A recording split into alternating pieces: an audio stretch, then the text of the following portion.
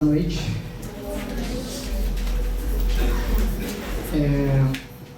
Eu fico impressionado quando eu vejo um momento como esse que nós estamos vivendo essa noite. Para quem ainda não me conhece, sabe que eu já tive uma passagem muito breve por Belo Horizonte, como o Gustavo falou. E nesses dias que eu estive sentadinho ali, eu estava um pouquinho contemplativo, eu estava considerando algumas coisas. E ver todos vocês me trouxe algumas lembranças que eu acho que é inevitável.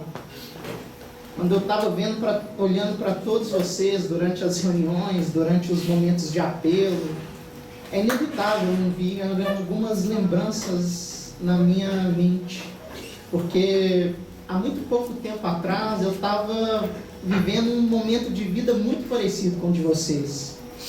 Eu me lembro, lá para os meus 20 anos de idade, eu ainda estava na presbiteriana. Eu me lembro de eu ficar contando os dias no ano para chegar um momento de acampamento.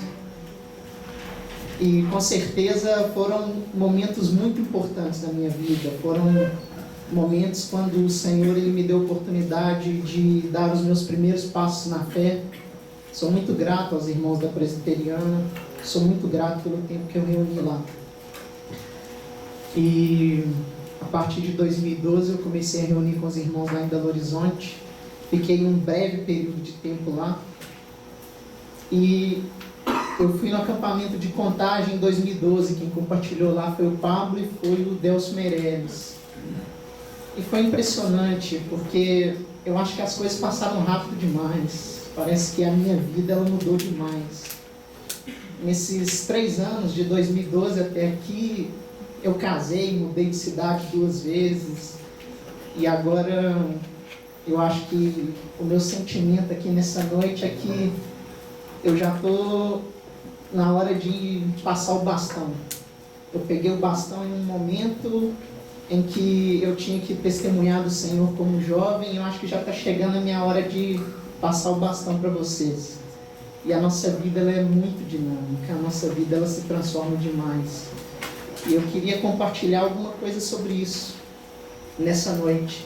É por isso que eu peço para vocês abrirem Filipenses capítulo 4.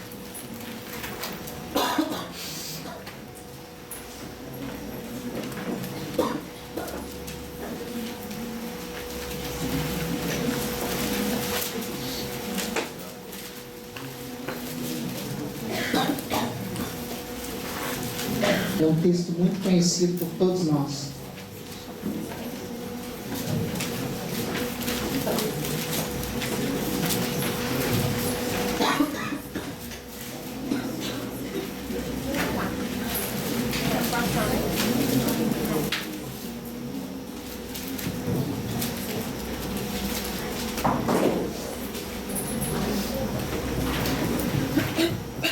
Filipenses 4, no versículo 10.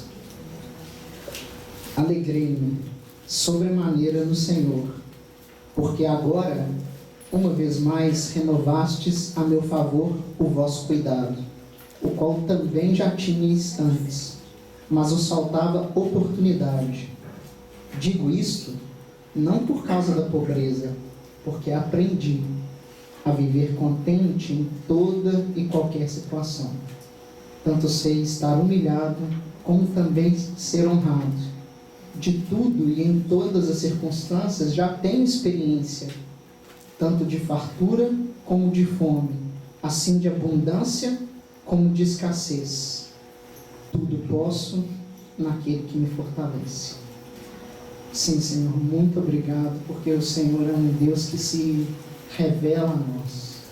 O Senhor é um Deus que comunica com o homem. O Senhor é um Deus que dispensa a sua palavra para nós homens. O Senhor é um Deus que nos entregou os teus oráculos. E nós somos muito gratos a Ti. E tudo que clamamos nessa noite é pela Tua graça. Que o Senhor se revele, que o Senhor possa dispensar aos nossos corações a Tua santa e bendita palavra. E é disso que o nosso coração com certeza mais necessita. No nome de Jesus Cristo, nosso Senhor e Salvador, é que te oramos. Amém. Durante essas últimas semanas que eu tive a oportunidade de parar e pensar na minha contribuição aqui na conferência, eu quase me propus a responder algumas perguntas. Eu acho que essas perguntas elas funcionam como um norte, como uma direção. Essas perguntas são uma forma da gente buscar discernimento e a gente, em cima dessas perguntas, a gente desenvolver um raciocínio. E aí, nesse raciocínio, a gente prepara a mensagem. E eu acho que uma pergunta muito importante de ser respondida pelo pregador é: quem que é o público que vai estar diante de mim? Essa é uma pergunta muito importante. O pregador ele precisa de conhecer o público para quem ele vai dirigir a sua mensagem. E conhecendo o seu público, ele consegue avaliar as necessidades desse público, e avaliando as necessidades desse público, o pregador ele consegue desenvolver uma mensagem específica para esse público. Funciona mais ou menos assim. E para tentar responder essa pergunta, eu fui tentar imaginar um pouco o meu cotidiano, eu fui imaginar o meu hábito. E para quem me conhece bem, sabe que eu tenho por costume compartilhar aos domingos de manhã, nas reuniões normais aqui de Patos de Minas. Já tem tempo, já tem praticamente 1 ano que eu estou compartilhando Romanos aqui com os irmãos nas reuniões normais. E sempre quando eu levanto, sempre quando eu me proponho a compartilhar Romanos, é interessante porque o público que está diante de mim é um público muito heterogêneo. Ali na minha frente eu vejo adolescentes de 13 anos de idade, eu vejo idosos de 80, 90 anos de idade. E em decorrência dessa grande variedade do público que está na minha frente, existe uma grande variedade de pensamentos e existe uma grande variedade de momentos de vida, porque os pensamentos de um adolescente de 13 anos não tem nada a ver com os pensamentos de um idoso de 90 anos, e o momento de vida de um adolescente de 13 anos não tem nada a ver com o momento de vida de um idoso de 90 anos. E aí, pensando nisso, eu tentei entender um pouco quem que era o público que ia estar diante de mim na conferência de Patos de Minas. E o que eu acredito que é a importante conclusão que eu cheguei é que de maneira nenhuma eu ia estar diante de um público homogêneo. Porque, como eu posso constatar aqui nessa noite, aqui na minha frente existem adolescentes de 13 anos e existem jovens de 25 anos. E com certeza o momento de vida de um adolescente de 13 anos não tem nada a ver com o momento de vida de um jovem de 25 anos. E eu posso constatar isso pela minha experiência.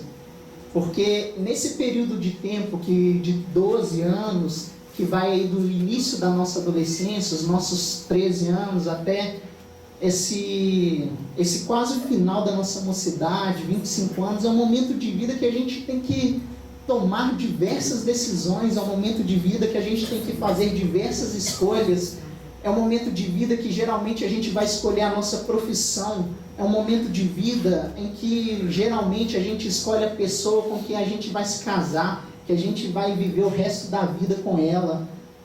É um momento de vida muito dinâmico, é um momento de vida que a gente se transforma demais, é um momento de vida em que o nosso caráter é forjado, é um momento de vida em que o nosso caráter é moldado. Com certeza é um momento de vida decisivo. E, em função disso, eu estou diante de um público bem variado nessa noite.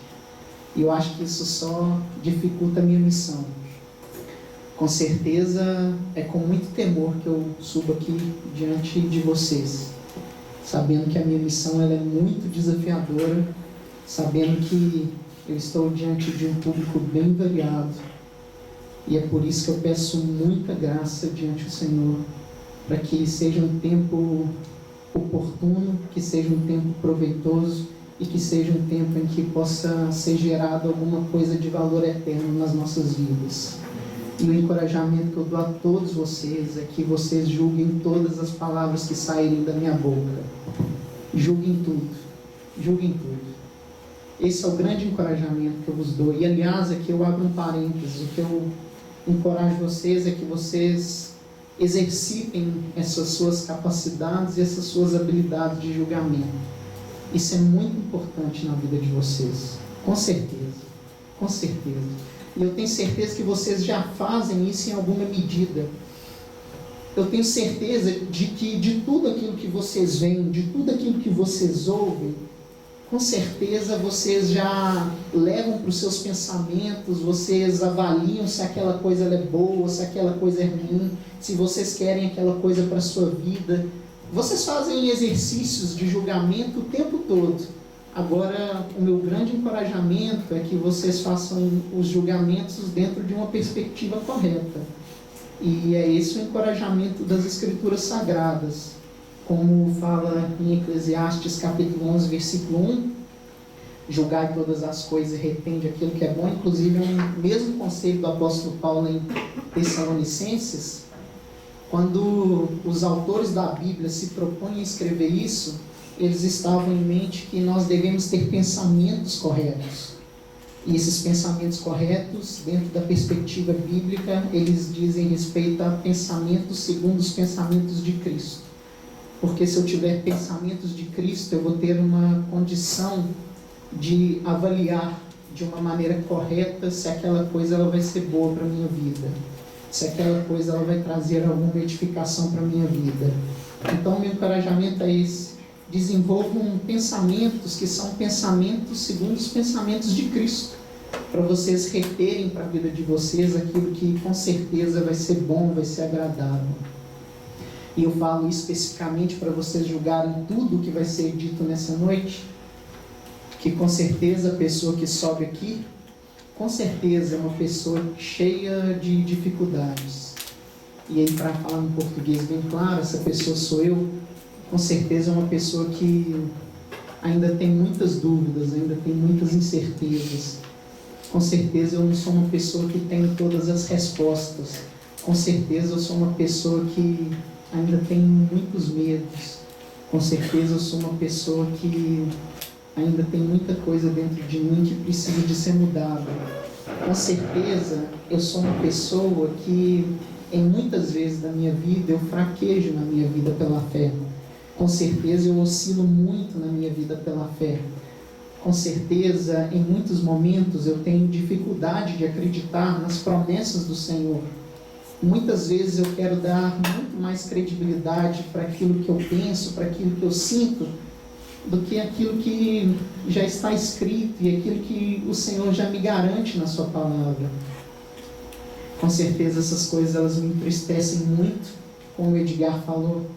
Depois que nós passamos por essa experiência de um novo nascimento, a gente passa por uma transformação, a gente passa por um momento de arrependimento. E arrependimento é exatamente isso, mudança de mente. Quando nós experimentamos essa mudança de mente, nós começamos a enxergar as coisas de uma maneira muito diferente. Nós começamos a enxergar as coisas como nós não enxergávamos. E com certeza, esse tanto de coisa que precisa de ser mudada na minha vida são coisas que me incomodam muito.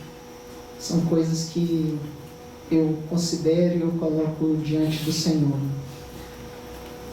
E o que me consola é que eu estou inserido em um corpo. É isso que me consola demais, Senhor. É saber que eu estou inserido em um corpo. E esse corpo é o corpo de Cristo. E o corpo de Cristo no Novo Testamento se chama igreja. E é na igreja que eu encontro um tanto de gente com dificuldades semelhantes às minhas. É na igreja que eu encontro um tanto de gente com problemas semelhantes aos meus. É na igreja que eu encontro pessoas com medos semelhantes aos meus. Mas independentemente dessas dificuldades, dessas adversidades, é na igreja que eu encontro um grupo de pessoas com uma única esperança. Eu gosto de definir essa palavra esperança nas palavras do apóstolo Paulo: Jesus Cristo, a nossa bendita e viva esperança. Nós não caminhamos por aquilo que nós sentimos, nós não caminhamos por aquilo que nós vemos dentro de nós, mas com certeza a caminhada da igreja é firmada na obra de Jesus Cristo. E o que é impressionante é como Paulo ele define essa incrível dinâmica que a igreja vive. como é relatado na carta de Paulo aos Efésios, Paulo ele compara a igreja com um edifício que está sendo construído. E nós estamos sendo juntamente ou mutuamente edificados. E é na igreja que a gente vive essa dinâmica fantástica. Porque é na igreja que muitas vezes nós encorajamos e é na igreja que muitas vezes nós precisamos de ser encorajados. É na igreja que muitas vezes nós advertimos, mas é na igreja que muitas vezes nós somos advertidos. É na igreja que muitas vezes nós somos consolados, mas também é na igreja que muitas vezes nós precisamos ser consolados. E a igreja ela caminha dessa forma. E o apóstolo Paulo ele nos compara como pedras que estão sendo colocadas em uma edificação. E essas pedras elas são irregulares, essas pedras elas não são perfeitas, mas o que sustenta todo edifício é uma rocha. E essa rocha a Bíblia ela chama de pedra angular. E essa pedra angular é Jesus Cristo. E é por isso que é na firmeza de Jesus Cristo que nós podemos confiar.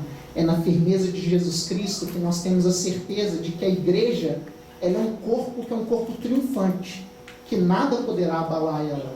Nenhuma potestade, nenhum principado, nenhuma coisa do presente, nenhuma coisa do porvir, a igreja ela triunfa. E já fazem 2000 anos que a igreja ela vive um processo de vitória, um processo de oscilações, mas a igreja ela é sempre triunfante. E assim será até a volta do nosso Senhor. Tendo falado do que é igreja, eu começo a desenvolver a minha mensagem. E para fazer isso eu queria entrar um pouquinho na realidade de vocês, jovens, e de vocês, adolescentes. Eu estou com uma tosse, eu vou pedir desculpa para vocês. Só vou pedir um pouquinho de paciência. Aí eu entro na realidade de vocês, jovens, e de vocês, adolescentes. E quando eu penso em jovens e quando eu penso em adolescentes, eu penso em pessoas que ainda possuem uma longa caminhada aqui nessa terra, que ainda possuem uma longa vida aqui nessa terra. Não é verdade?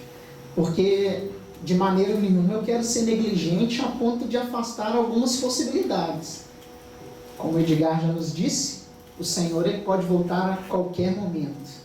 Nós podemos ser arrebatados a qualquer momento. E se qualquer uma dessas situações acontecesse, a nossa vida aqui nessa terra acabaria.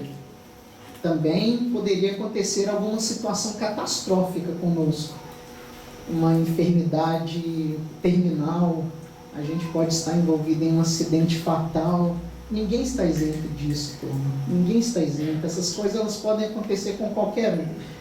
E eu não peço para vocês desconsiderarem essas possibilidades, não, muito pelo contrário, eu acho que vocês devem considerar essas possibilidades, porque tudo isso pode acontecer. Mas eu queria colocar tudo isso de lado aqui nessa noite, porque eu não queria perder o meu foco. Porque o meu foco nessa noite é compartilhar acerca dos desafios dos discípulos de Cristo aqui nesse mundo. Os desafios dos discípulos de Cristo aqui nesse mundo.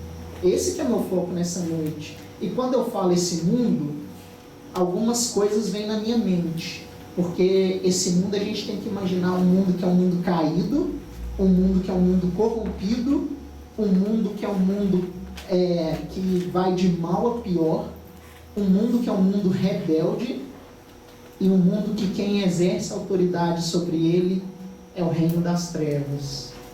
Quando eu penso nessa palavra mundo, são todas essas coisas que vêm na minha mente. Um mundo que quem exerce autoridade sobre ele é o reino das trevas. Agora, o que é interessante disso tudo é que a igreja, o corpo de Cristo, os discípulos de Cristo, eles ainda habitam nesse mundo. Os discípulos de Cristo ainda habitam nesse mundo. Olha só que interessante. Nós que já ganhamos uma nova proposta de vida, nós ainda habitamos em um mundo que quem exerce autoridade sobre ele é o reino das trevas.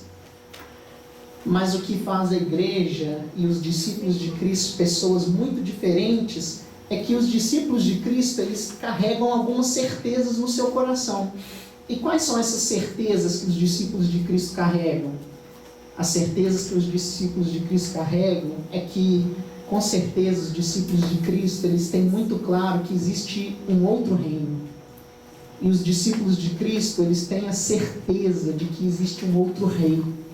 E os discípulos de Cristo, eles têm a certeza de que esse outro rei é Jesus Cristo. E com certeza os discípulos de Cristo, eles sabem que Jesus Cristo, nesse momento, nesse dia que se chama hoje, Ele está sentado.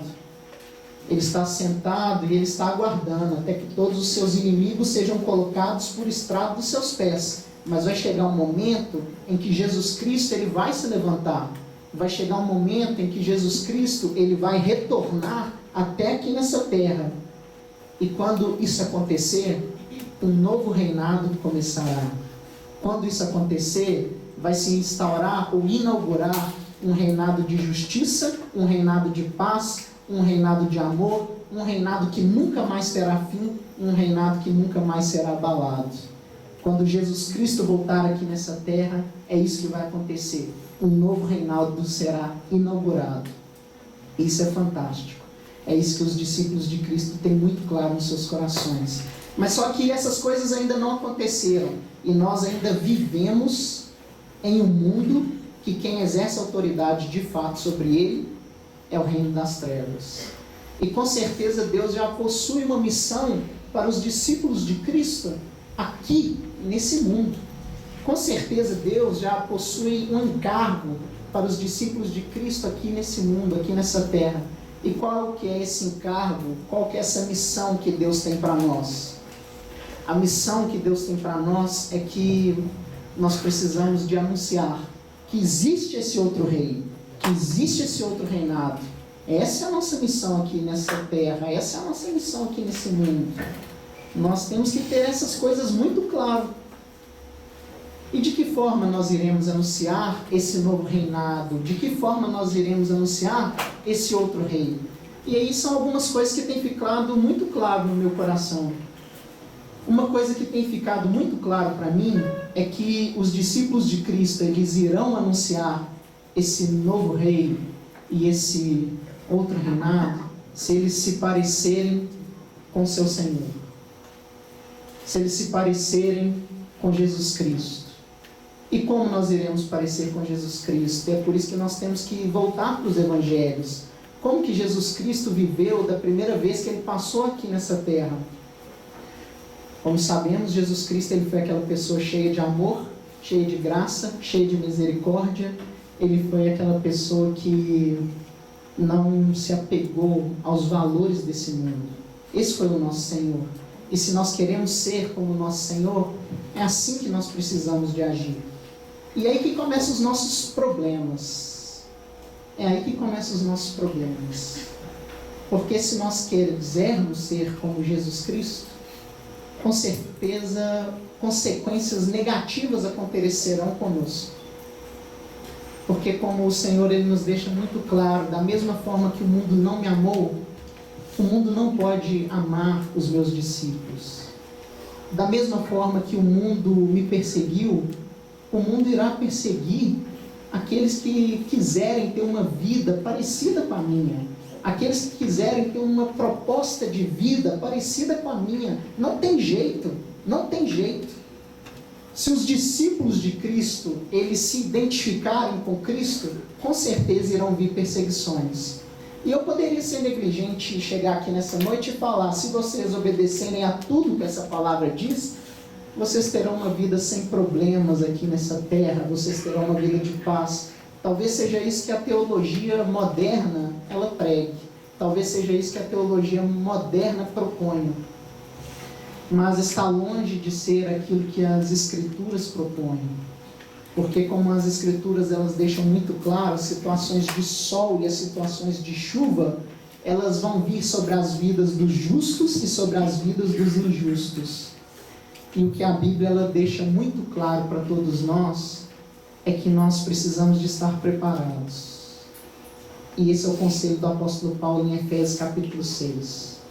Nós precisamos de estar preparados. E quando o apóstolo Paulo ele fala isso, ele tem em mente o dia mau.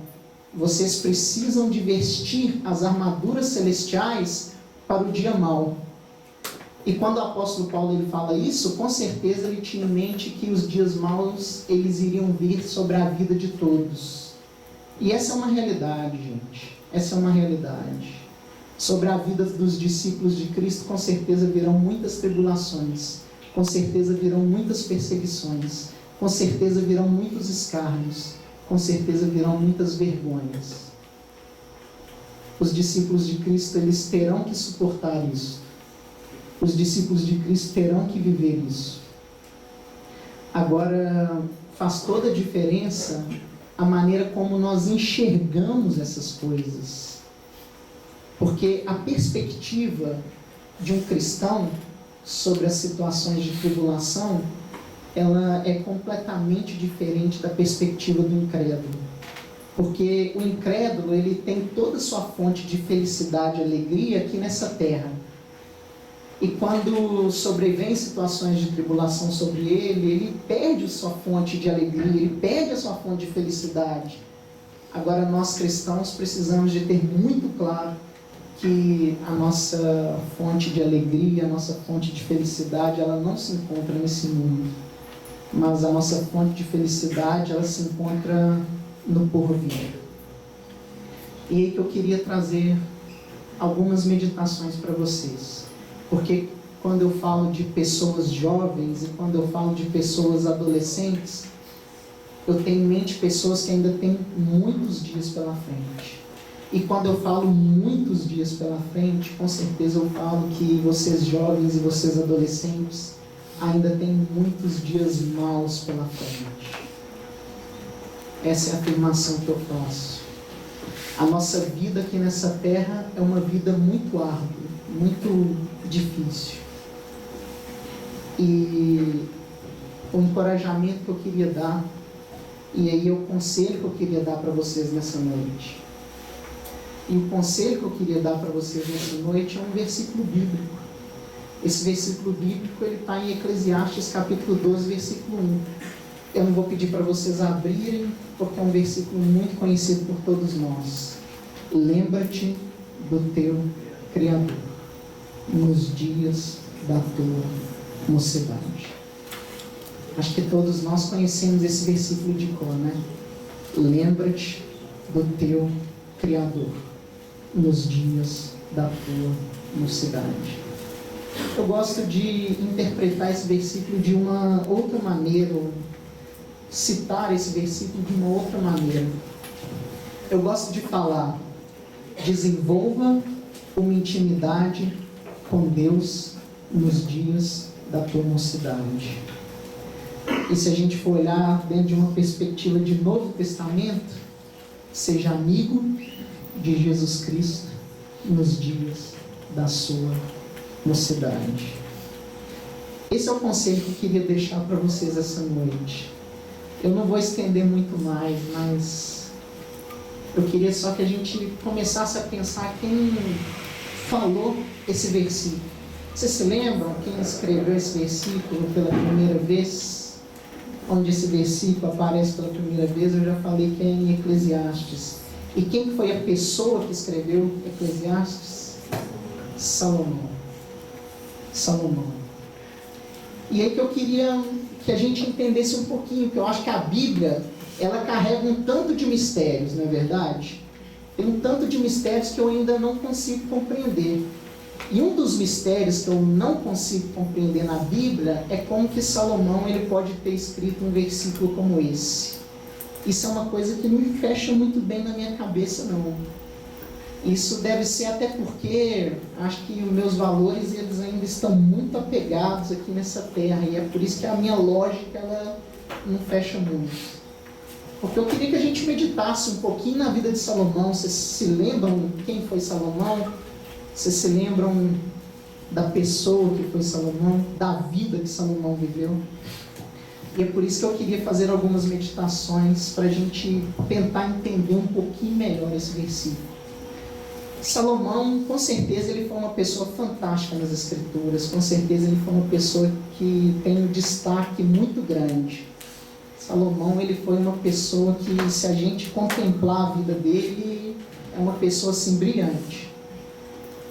E se a gente for imaginar a vida de Salomão, a gente tem que dividir a vida de Salomão em duas partes, porque a vida de Salomão, ela se divide em duas partes. Salomão, ele tem um começo de vida brilhante, ele tem um começo de vida fantástico.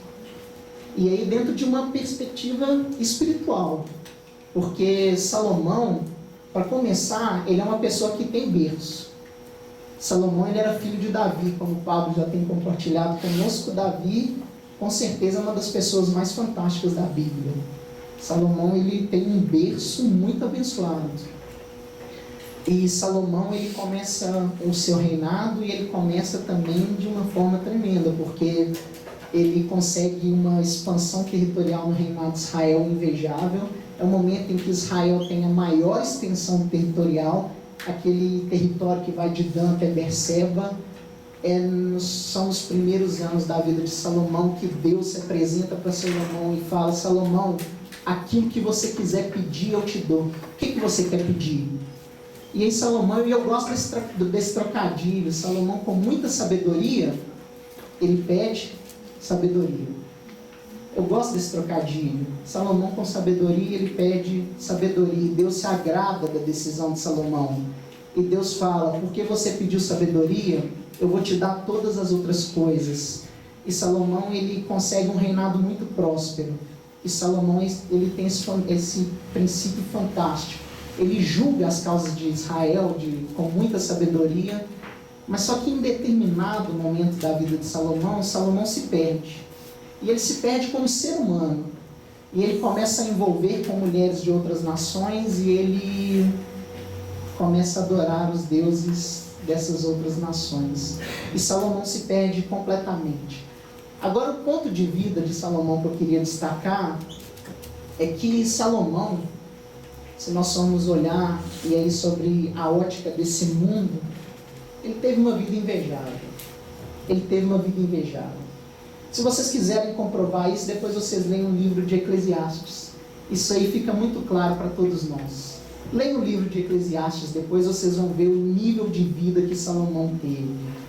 E aí eu queria tentar fazer uma atualização da vida de Salomão se ele vivesse nos nossos dias. Vocês já tentaram fazer isso? Vocês já tentaram parar e pensar como é que ia ser a vida de Salomão se ele vivesse no ano de 2015? Vocês já tentaram imaginar isso? Gente, a vida dele ia ser uma vida invejável. A vida dele ia ser uma vida assim que talvez eu pense: nossa, se tem alguém que vive nesse mundo, esse cara é Salomão. E aí eu vou tentar fazer uma atualização da vida de Salomão. E aí eu vou tentar ativar um pouquinho a minha imaginação, porque, para começar, Salomão, ele ia ser aquele cara que ia ter dinheiro demais. Salomão, ele ia ter dinheiro demais. Dinheiro demais. Se ele morasse aqui no Brasil, o presidente do Bradesco, o presidente do Itaú, os caras iam bater na porta da casa dele e falar: meu filho, vem ser um investidor nosso. Coloca seu dinheiro todo aqui no nosso banco.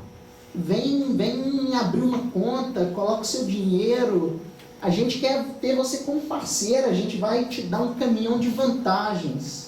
Se Salomão ele vivesse nos nossos dias, com certeza ele ia ser aquele cara que ia aparecer na revista Caras direto. Os fotógrafos de Caras, eles iam correr atrás de Salomão, eles iam tirar foto de Salomão nos eventos.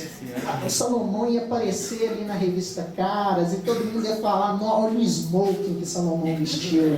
O império de Caras ia se dobrar diante de Salomão. Com certeza, se Salomão vivesse nos nossos dias, ele ia aparecer no final do ano, na revista Exame, e aí ele ia aparecer rindo assim, aí lá no final do ano ele ia falar: o empreendedor do ano, Salomão. Com certeza, se Salomão ele vivesse nos nossos dias, ele ia ser aquele cara fantástico. Ele ia ser aquele cara fantástico. Com certeza ele ia dirigir uma Ferrari. Se o Salomão ele gostasse de futebol, ele falava: eu quero disputar com o Abramovich, que é o dono do Chelsea. Ele ia lá e ia comprar o Barcelona, ele ia chegar lá e ia contratar o Cristiano Ronaldo, ia formar a dupla de ataque Messi e Cristiano Ronaldo, ia jogar o Neymar pro banco. Salomão ia fazer um dessa forma.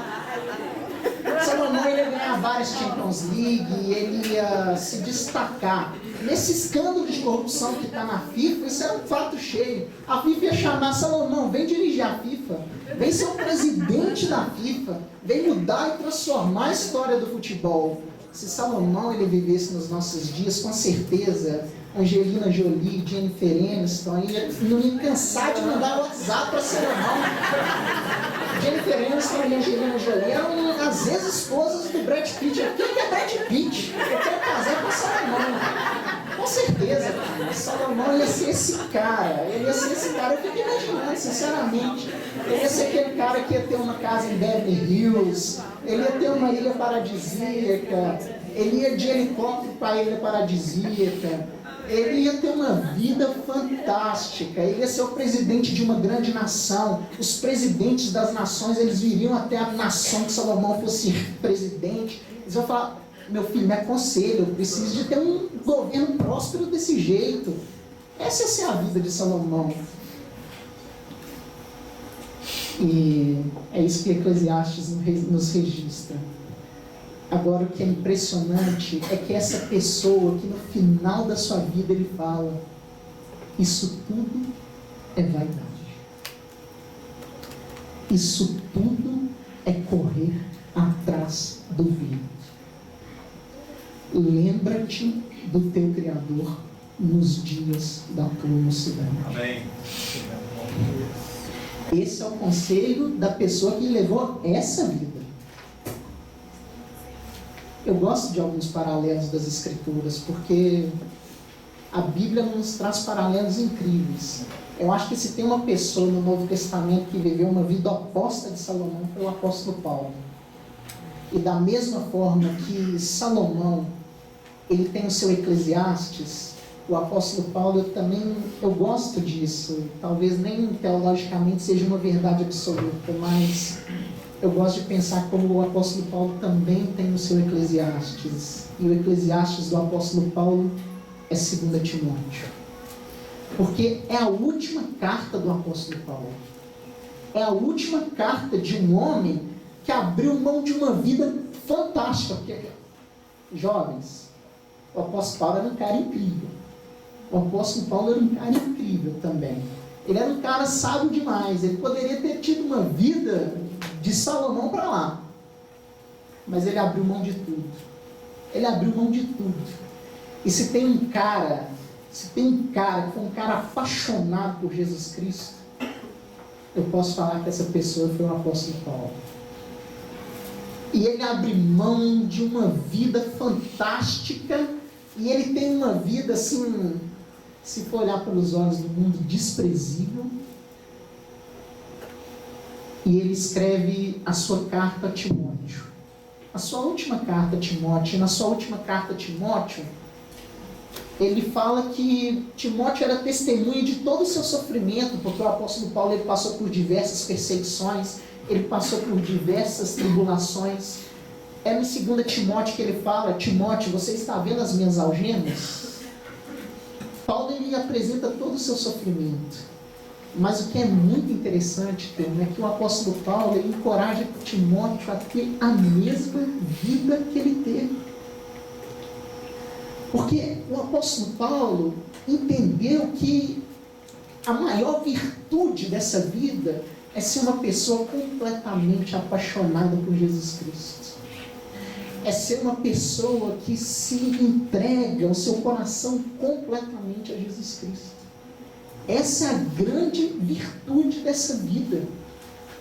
Se tem uma coisa que a gente tem que se agarrar de todas as formas, em ser essa pessoa. Uma pessoa completamente apaixonada por Jesus Cristo. E aí, dentro de tantos textos que eu poderia escolher para encorajar vocês aqui nessa noite, eu resolvi escolher esse texto. Porque no meio de tanta doutrina do apóstolo Paulo, nas suas cartas, eu acho que tem alguns momentos que ele começa a abrir o seu coração. Tem alguns momentos que ele começa a mostrar aquilo que está no mais íntimo do seu coração. Tem alguns momentos que ele faz isso.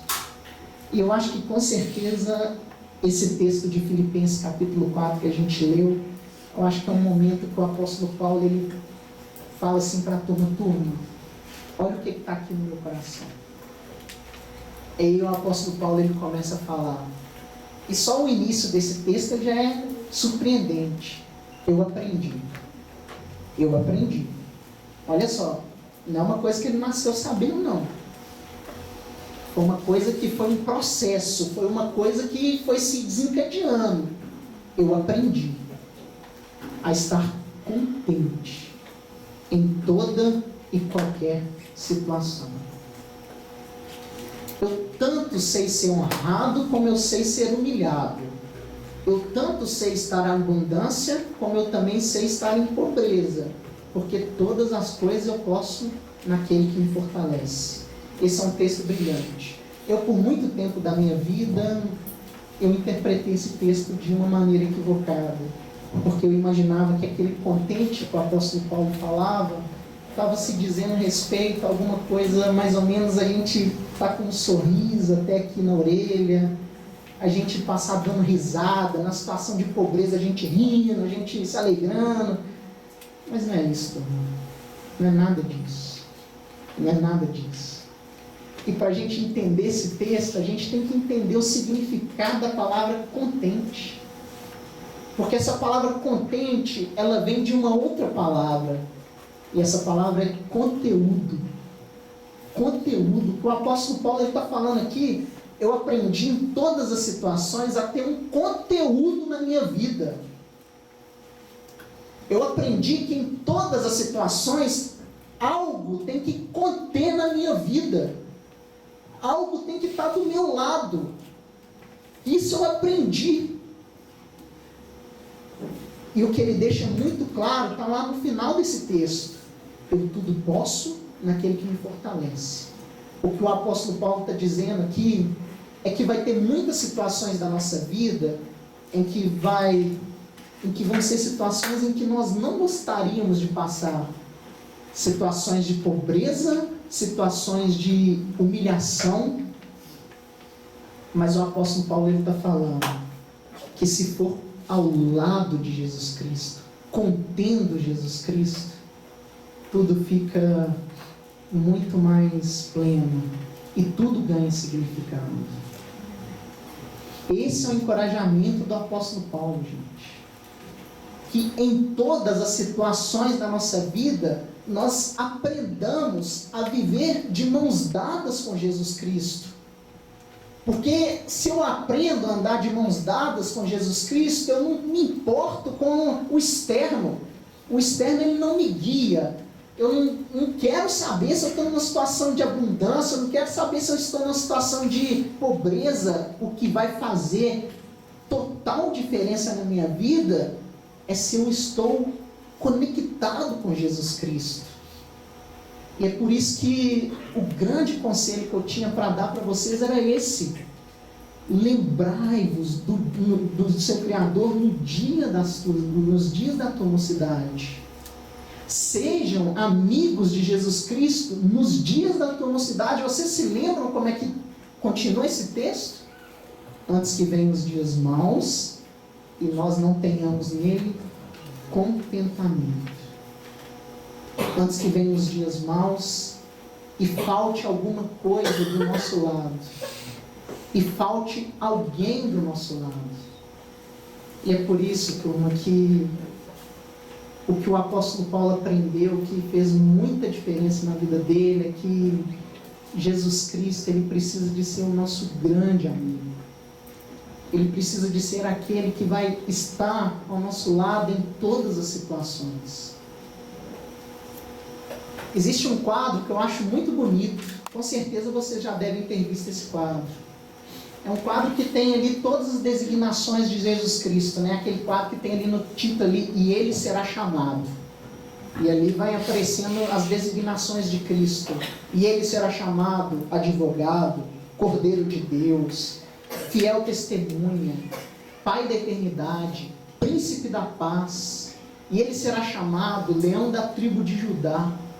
Várias designações de Jesus Cristo. Agora o que move o meu coração é que tem uma designação de Jesus Cristo que ela fala muito no meu coração. Emanuel. Deus conosco. Deus presente. Nós podemos ter a certeza de que em todas as situações, Jesus Cristo ele se faz presente nas nossas vidas. E se nós aprendermos como o apóstolo Paulo que Jesus Cristo ele tem que ser aquilo que não pode faltar nas nossas vidas, com certeza nós iremos aprender a passar sobre os dias maus. E é por isso que me encoraja muito uma história de Davi. Vou aproveitar que o Pablo me usou ela. É uma história que eu já escutei muito o Pablo contando ela. Para quem reúne, eu já reuni em Belo Horizonte, sabe que o Pablo gosta muito dessa história. Eu já chorei muito com o Pablo contando essa história. É uma história que para mim na Bíblia é fantástica, que é quando Davi ele manda chamar um descendente de Saul. Essa história para mim ela é fantástica. E aí é mais ou menos a nossa história com Deus. Porque Deus ele quer se revelar como aquele amigo, como aquele grande parceiro das nossas vidas, como aquela pessoa que vai estar do nosso lado. Como você sabe muito bem, Jonatas ele foi um grande amigo de Davi.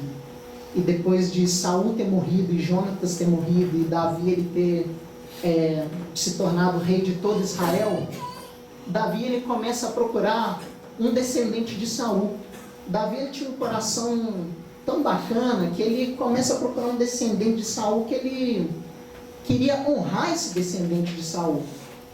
E o que é impressionante nas escrituras é que Davi ele manda chamar esse descendente, um servo de Davi, ele fala: não, tem um descendente de Saul, mas só que não mexe com ele não, esse descendente de Saul ele é fraquinho, ele é aleijado, ele é manco, e ele está vivendo lá muito distante, ele não vai te dar trabalho não. E aí Davi ele fala: não, chama ele lá, pode trazer ele aqui na minha frente, aqui, eu quero conhecer ele sim. E aí o servo de Davi, ele vai até Lodebar, que é uma cidade muito distante, e ele vai procurar Mefibosete, que era o filho de Jonatas. E eu acho que nessa hora Mefibosete deve ter sentido muito medo, porque naquele tempo, quando um rei ele assumia o reinado, a primeira coisa que ele queria fazer era exterminar todos os descendentes do antigo rei. E Mefibosete era um dos descendentes do antigo rei. E Mefibosete ele não tinha como se defender, porque ele era manco, ele era aleijado.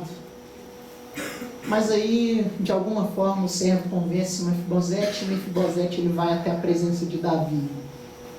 E é impressionante como Mefibosete ele se apresenta diante de Davi, porque ele chega ali arrastando, ele chega ali mancando, ele chega ali entrando na sala do rei, ele chega ali puxando, tentando se locomover, e é impressionante que Mefibosete ele se apresenta para o rei, ele se apresenta com um espírito incrível, porque ele se rende diante do rei e ele fala: eu sou um cão morto, eu sou um cão morto. Mefibosete se humilha, e o que eu acho incrível é como Davi fala com Mefibosete: calma, amigo,